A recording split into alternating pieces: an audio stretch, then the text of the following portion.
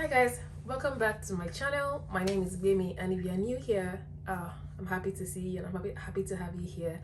I make vlogs, lifestyle videos, fitness videos, and if you like that kind of stuff, and I'm about my life in Canada. I just moved here June of this year, 2022. If you like that kind of stuff, hit the subscribe button, stick around for more, and I know you will have a good time. I have so many videos that you will like, just watch all of them. Anyway, today I asked you guys to ask me a couple of questions on my community board and on my Instagram, and it was a lot of questions, so I'll try to get around them as much as possible. And anyway, let's go. Well, someone asked me, how are you feeling in Canada? I'll say I feel at peace. I feel like I can now start living because I started my process to come here in 2018, and between 2018 and this year I felt like I was in limbo. So I think now I'm beginning to just feel like my life just started again. Like when I was 25, I started my process to move here. Now I'm 29, and I feel like I've been in stuck in a, am I moving, am I not moving, when is it happening, you know? So just been stuck. So I feel happy, I'm at peace, and yeah, I feel good. Another question, someone asked me, are you lonely? I know there's a lot of talk about loneliness in Canada. I've just been here 3 months, and the thing is that I was lonelier in Port Harcourt than I feel here, because I think like I'm more of a I'm a city fast-paced kind of person because I grew up in Lagos. So Port Harcourt was very slow paced for me. So, and I had a very small community in Port Harcourt, like 2 or 3, 4 friends. But here in Toronto, I have more friends. I have a bigger community, almost like the way I had when I was in Lagos. So I don't feel so alone. I have friends that text me every day, that come see me on the weekend, I go to see on the weekend. So I don't feel lonely, maybe not yet. And also I've gone through my lonely phase because I've been living alone since I was 2021, since I left uni in 2012 or 13 thereabouts. Since I left in 2011, actually I left uni. So since I left uni, I've been living by myself, sort of, from my family. So I know what it's like to be alone, to live alone. Also, I moved from Lagos to Port Harcourt in 2019. I went through lockdown by myself. I was lonely, I was crying every day. I had to go to therapy because I felt like I was losing my mind. So I think I now have healthier coping mechanisms for going through loneliness. So I know what the symptoms are and how it feels to be lonely. So I know how to handle it, basically. So I'm not lonely. I have some moments where I feel like I'm lonely, but I don't feel like generally, oh my god, I want to go back to Nigeria. No, I don't feel like that.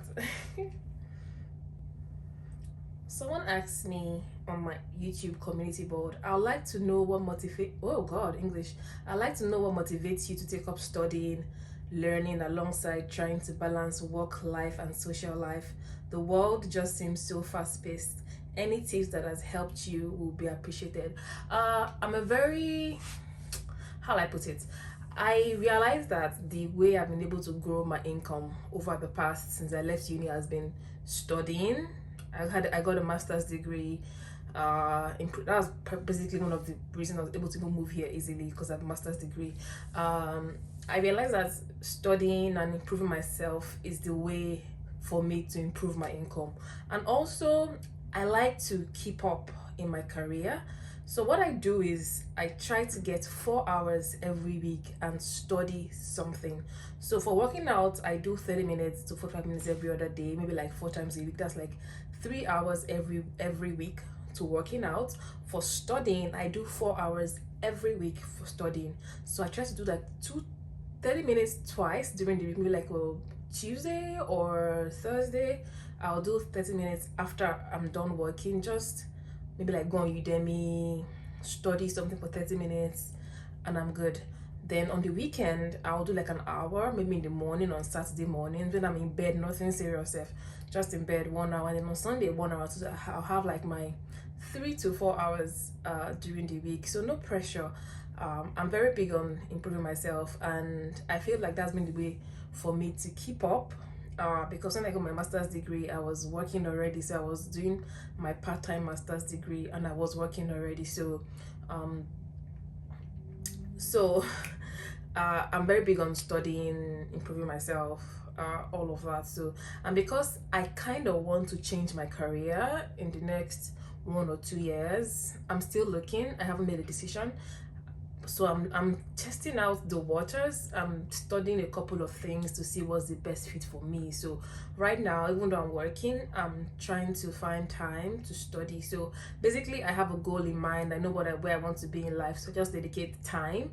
Also, you just have to make sacrifices along the way. That okay, every day I'll do 10 minutes, no, 30 minutes, 1 hour, twice in a week or 3 times in a week. And I go on YouTube and I watch people studying, so, and I get tips on how to study. So it's just basically making time and being disciplined with yourself. I think that's the best tip for you. Next question. Someone said, my question is for someone who started applying for jobs before you arrived in Canada. How do you know what jobs are legit? Because I hear there are a lot of scammers out there. Well, what I did is I only applied on legit job boards. That's like Indeed and LinkedIn. So when I find a job on Indeed or something, I'll click on the company profile on Indeed or on LinkedIn. I look at the company history, go on their websites. I go on Glassdoor. I compare it on Glassdoor to look at if they are really online. I didn't even think about scammers. Does that really happen? So I try and compare that. Try to just research a company on Glassdoor, Indeed, and LinkedIn. And when a recruiter reaches out to me, something I do when I'm interviewing is I'll go on the recruiter's page, make sure they are for real. I look at their history, how they started working in the company, they made like a career change. I can ask questions on that during the interview. So basically, I do my research on the company. It helps me understand, like, where I work now. They've been in existence about 10 plus years. So I researched the owner, I looked at the other employees on LinkedIn, I looked at their history, how long they've been there, if they're legit.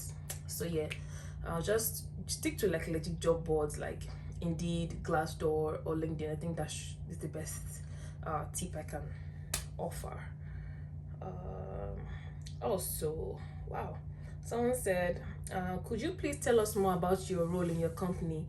You have a lot of samples. What do you do with them exactly? I think if you watch one of my vlogs, maybe like 2 vlogs back, I was showing samples, because I typically get samples sent to me at home from work, because I work in the food industry. So I'm a key accounts manager. What I do is you call it sales, but what I do is I help a lot of brands get into stores. For example, let me use Nigeria for example. Let's say you want to get into ShopRite and you want to sell this product, this phone case for example. I'll go to ShopRite and say, oh, this phone case is 10 naira or $2.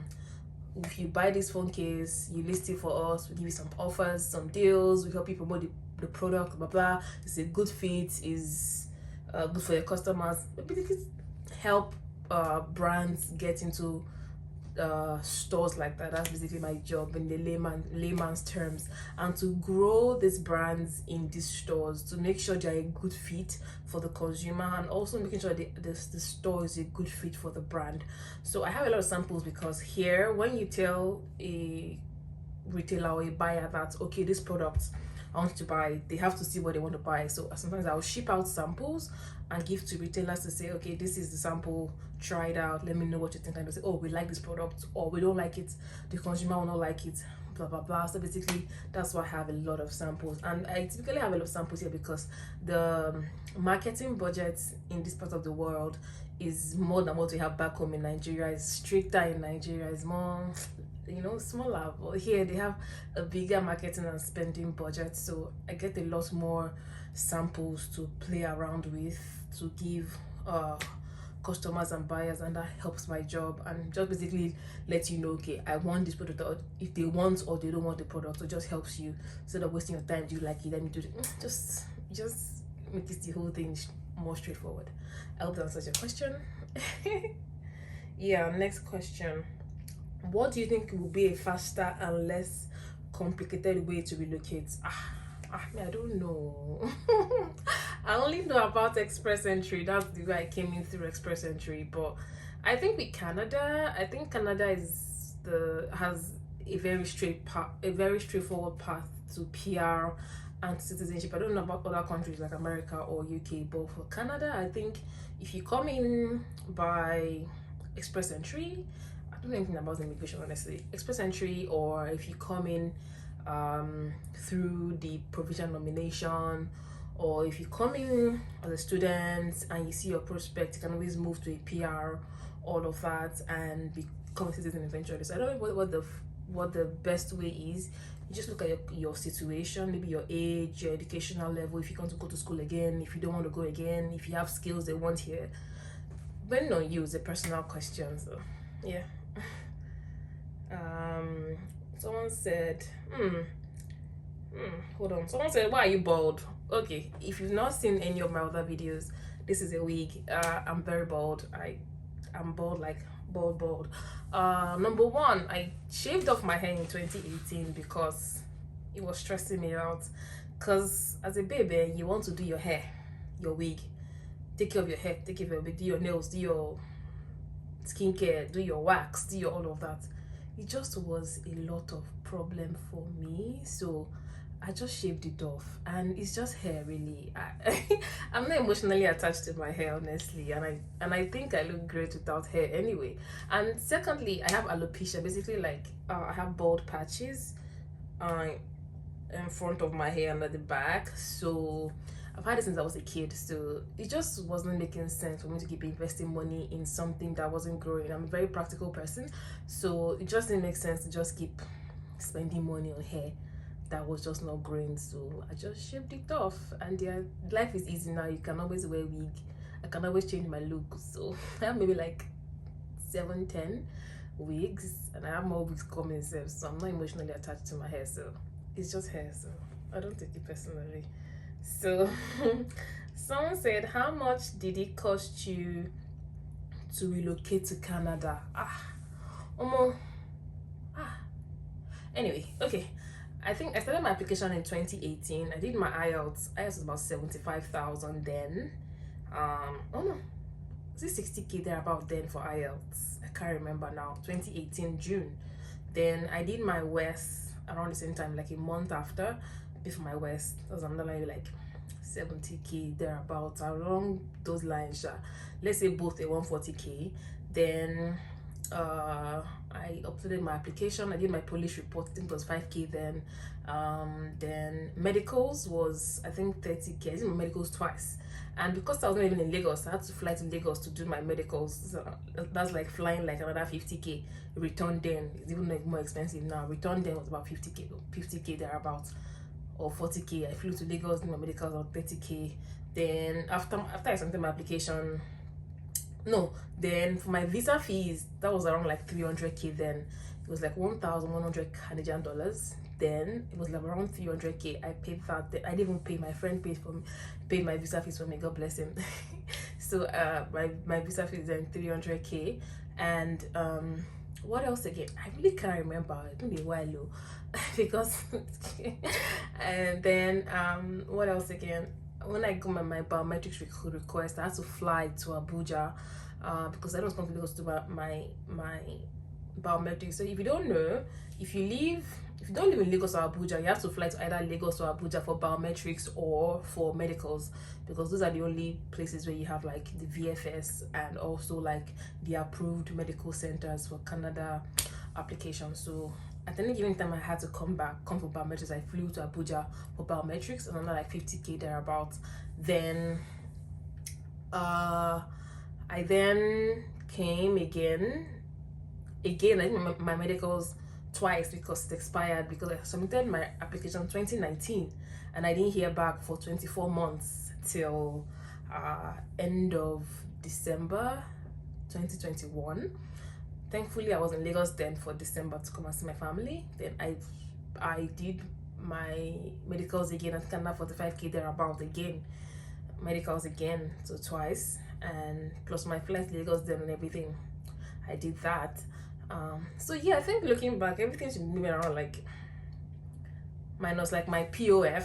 Then POF was even like still lower, maybe like 3.5 then million naira. Then for POF, I think then let's say the amount I spent outside my POF was maybe like around like 700k plus. I'm just throwing numbers around. I think if you do the numbers, about 700k plus. Then for 700,000 naira, so if you're not Nigerian, 700,000 naira is what I spent, I think, looking at it. And I didn't spend that once, so if you are scared that, oh my god, it's a lot of money, no. I did my West in 2018, then paid the other one 2019, some 2021. So if you want to start, don't be afraid of the, oh my god, the 700, just start first. It then to make sense eventually. Okay? Then someone asked me, how many men are toasting in Canada?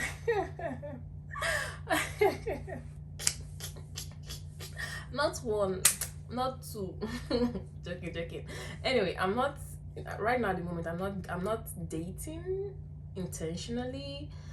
I'm not like putting myself out there like that, because at this point of my life I want to just first, sometimes when you start dating it just disturbs the balance of your life. I want to just enjoy my moment by myself in this new country, this for now.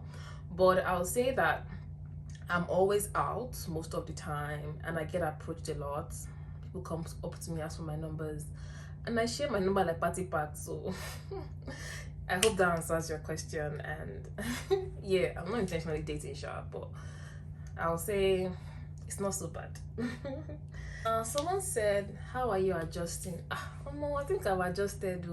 I can't say I've adjusted fully, because I've not seen the real Canada. That means winter. So when winter comes, I won't know if I'm going to go back to Nigeria or something. So I'll say I'm adjusting just fine, because the kind of person I am, I try to limit my expectations with situations. So I don't over expect. So like when I'm watching a movie, when I want to watch a movie, I don't watch the trailer at all, because I like to be surprised. So when I was coming here, even though I've done my research, I knew what was here, I didn't have like high expectations, so I won't be disappointed. I just came here like, well, what will be. I've made the choice. So when I just came here, I wasn't shocked. Plus I'll say, because I've typically been moving around the past few years, it made it easier for me to just fit in. And I'll say I'm very open-minded, sorry. So it was easy to just fit in, that's what I'll say. Yeah. Then someone asked me, hi girl, love your contents, thank you. I'm curious to know, what are your initial culture shock experiences when you go to Canada compared to Nigeria? I'll say people are nicer here. I'm sure you hear that every time. They're very nice here and all of that. They're very nice. Like, yeah, I'm like, what's the catch? Why are you so nice? So that's something. Yeah. And also I think my other culture shock would be like the driving.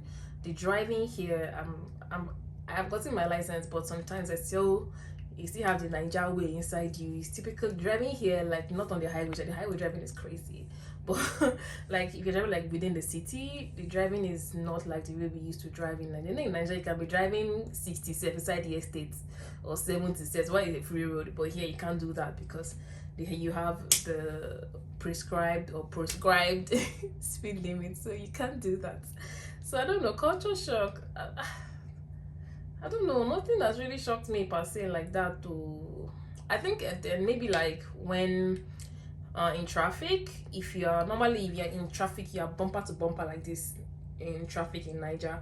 I think here you must see the tire of the car in front of you. Basically you leave like the space for like another car between you and the car in front of you. That's something that was very strange to me. And also during my driving lessons, if you're driving behind somebody on the highway, you should leave space for about 3 cars between you and the car in front of you.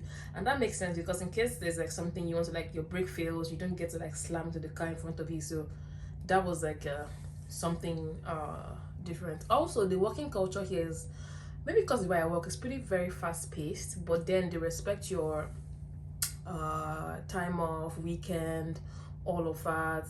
Even like where I work, but working in Nigeria anyway, it was not a toxic place. I like where I work in Nigeria, but still here today, respect your weekend. You can always tell your boss, or mental health day, blah, and they will let you go.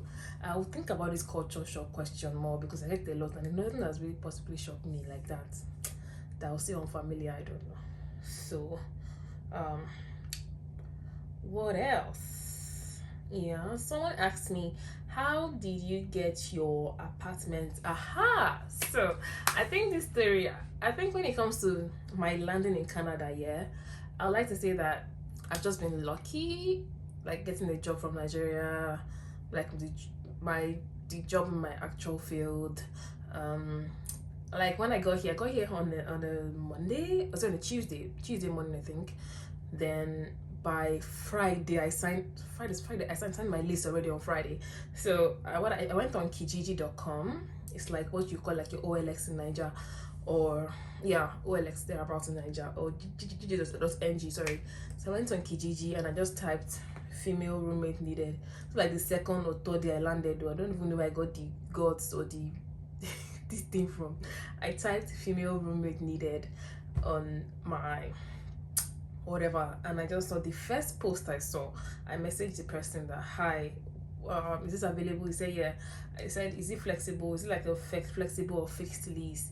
He said he can do 3 months. I said, perfect. Since I just got here, I don't want to be tied down to any place. Let me see where I like, and just like do like a 3 months lease. Say yeah, so far you can do 3 months, just give me 60 days notice and just let me know. Anyway, so it was funny. There was a bed, there was a dresser, all of that. So I came, and I even kept my landlord waiting for like 2 hours. So when I met him, he was like, oh my god, I thought you were one of my exes that was messing with me. Like, you're not a real person. I told him I just moved here like day before yesterday. I don't know anywhere. I'm still jet lagged because it was around like 7 p.m. So I was sleepy. I was on Niger time safe. So I said I was jet lagged. That he said, oh okay. So I said, yeah, I just moved here. I just want a place that I can stay temporarily, like till I know the country well enough. So yeah, nice. I said, I told him I have a job. He didn't ask for any letter. He didn't ask for anything. Just asked for first and last month's rent. I signed my lease, and yeah. So I'll say I was lucky. Nobody brought me to.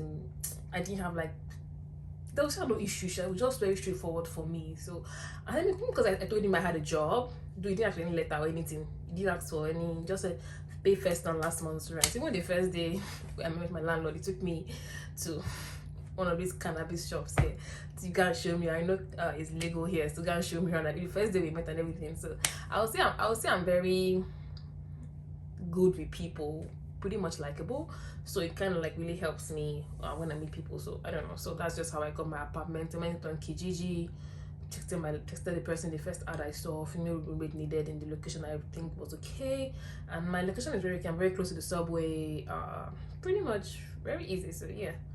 That's how I got my apartment.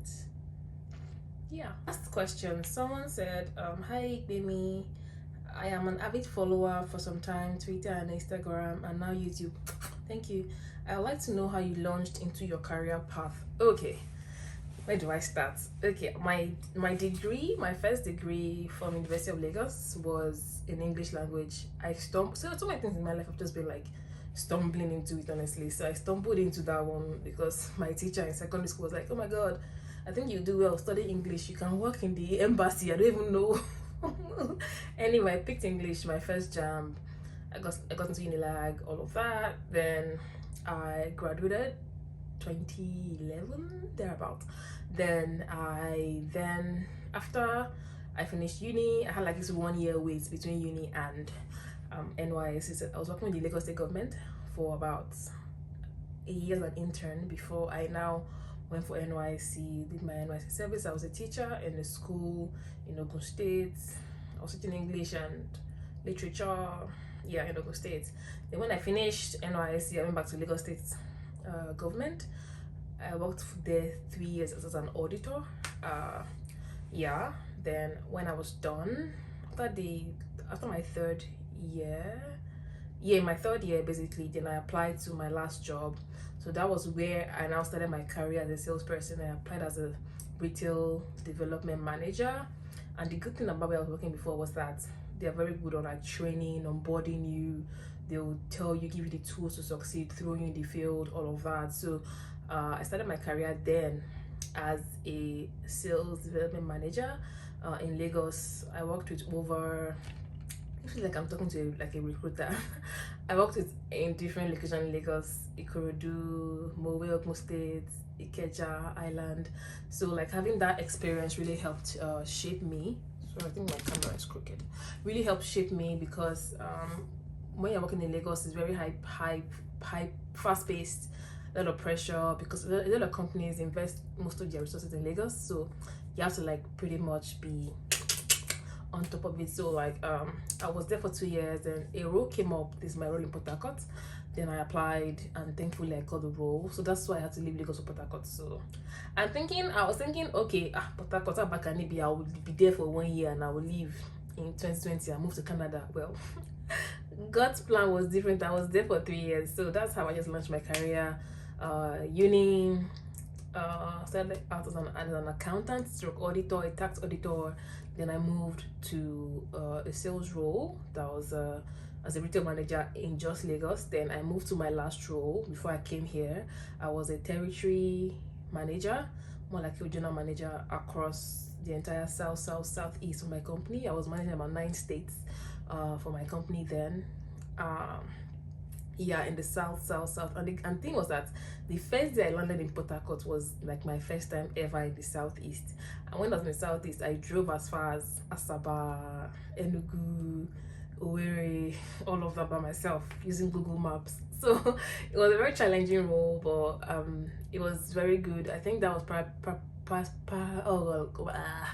that was probably what launched me and helped me get this my current role here in Canada. So I hope that answered your questions. Anyway, I think I'm done with the questions. I hope I answered as much as possible and I hope you guys enjoyed this video. If you have more questions, you can always ask me in the comment section below. If you found some of the questions, my answers useful, leave a comment. And I'm sorry there was no vlog this week. I wanted to just relax. I've been tired I've been going on and on since I landed. Let's just relax this week, so there'll be a vlog next week anyway. So leave a comment, like, subscribe, follow me on all my social media platforms, and I would like to hear from you guys what you think about this video, and I'll see you in my next one. Bye.